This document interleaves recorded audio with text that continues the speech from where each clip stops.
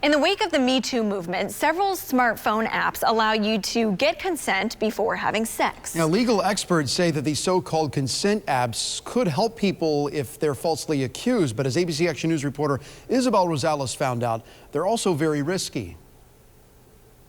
I find it personally quite disgusting. Adrienne Sturgill says she recently became aware of a form circulating on a college campus that has her upset. I don't think that we should be teaching boys how not to get caught. We should be teaching boys how not to sexually assault or harass women. It's an extremely graphic sexual consent form asking the recipient to sign off on various sexual acts. I think it's going to make women less likely to come forward if they do decide to withdraw their consent at any time. Consent concerns and sexual harassment issues have made headlines for years, but especially in the Me Too era. Anybody is allowed to withdraw consent at any time. This written permission slip of sorts isn't the only attempt some have made at getting sexual consent in writing.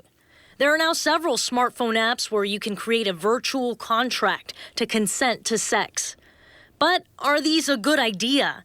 And what happens if a criminal case ensues after a sexual encounter? So there are a lot of privacy concerns here. University of Michigan law professor J.J. Prescott teaches criminal law, including cases that involve rape and sexual assault. In order to use one of these apps, you have to reveal something that could be really unpleasant for you later on if it comes up in court. Prescott says consent apps or forms could prompt someone to think they have permission to cross the line. If you actually consent over one of these apps to some sort of sexual activity, you ought to be concerned that now the person that you're engaged in this activity with might be comfortable going a little bit beyond that. But Prescott says the apps can help someone who becomes falsely accused of assault. It's really about producing evidence and framing the interaction between the parties and having some hard actual data that the parties can point to back up their stories of what happened. Because consent can change at any time, the apps or a consent form ultimately prove nothing.